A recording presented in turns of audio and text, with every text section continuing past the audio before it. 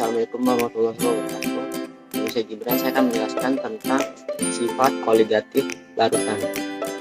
Sifat koligatif larutan adalah sifat larutan yang hanya dipengaruhi oleh jumlah partikel zat terlarut dan tidak dipengaruhi oleh sifat dari zat terlarut. Sifat koligatif larutan meliputi 1. Penurunan tekanan uap, 2. Kenaikan titik didih, 3. Penurunan titik beku, 4. Tekanan osmotik. Pembahasan akan dijelaskan oleh teman saya, Ariel. Saya akan menjelaskan tentang penurunan tekanan uap. Tekanan uap berarti tekanan yang ditimbulkan oleh uap jenuh suatu zat tersebut. Artinya, tekanan uap tidak berpengaruh terhadap zat terlarut, melainkan konsentrasi zatnya saja. Dan itu termasuk sifat koligatif larutan.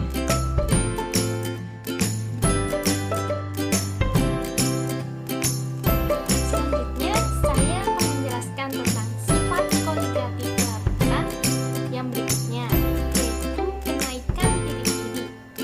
Sebelumnya udah pada tahu belum apa itu menguap dan apa itu mendidih? Nah, menguap adalah peristiwa perubahan wujud dari cair menjadi gas yang terjadi di permukaan zat cair. Nah, mendidih adalah peristiwa penguapan yang terjadi di seluruh permukaan zat cair. Nah, apa itu kenaikan titik didih?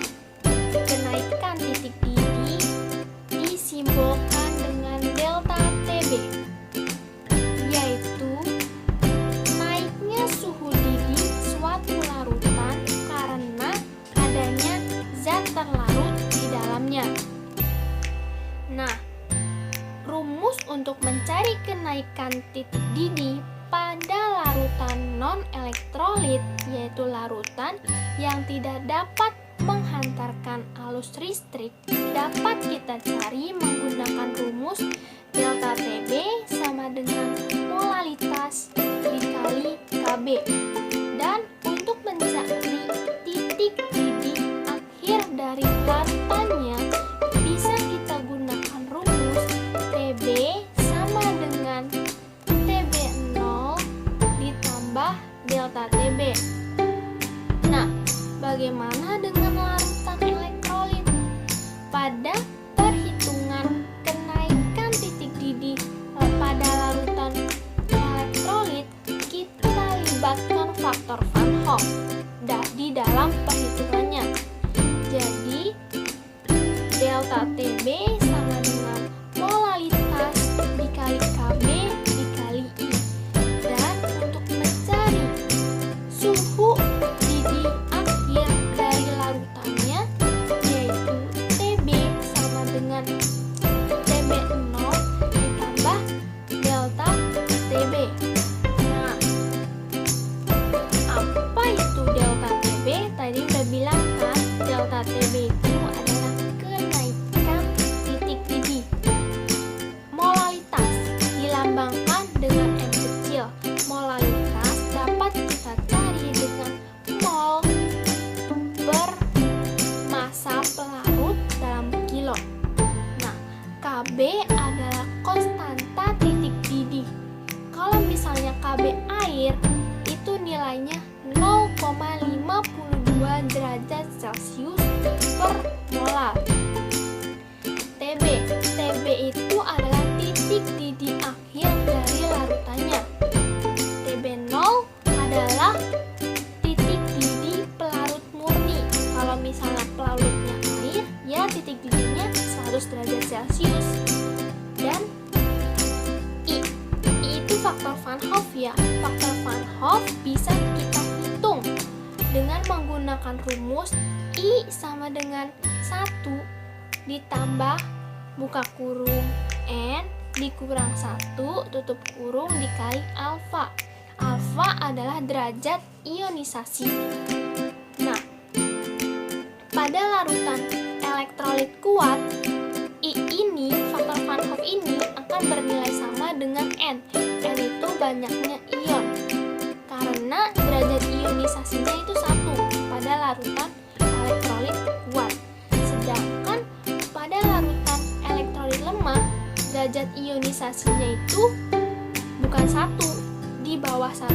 Jadi untuk mencari I-nya, kita tidak bisa menyamakan I sama dengan N. Berarti kita harus hitung menggunakan rumus faktor Van Hoff, yaitu I sama dengan 1 ditambah buka kurung N dikurang 1 tutup kurung dikali alfa.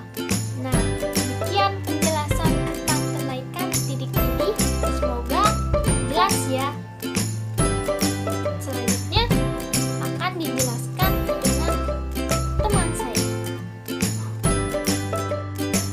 3. Penurunan titik beku. Adanya zat terlarut dalam larutan akan mengakibatkan titik beku larutan lebih kecil daripada titik beku pelarutnya. Persamaannya dapat ditulis sebagai berikut. Dengan delta TF sama dengan penurunan titik beku dengan satuan derajat Celcius. KF sama dengan tetapan perubahan titik beku dengan satuan derajat Celcius kilogram per mol. M sama dengan molalitas larutan dengan satuan mol per kilogram. Mr sama dengan massa molekul relatif, dan P adalah jumlah massa zat dalam satuan kilogram.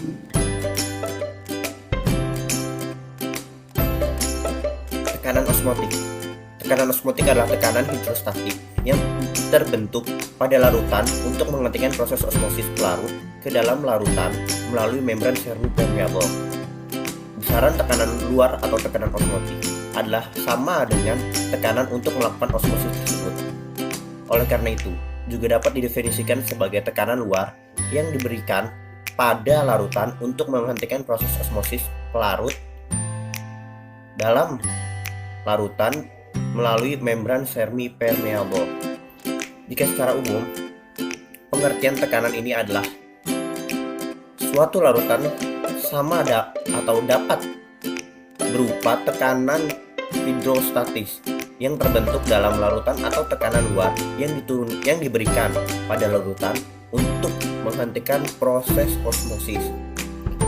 Dan sebagai rumusnya adalah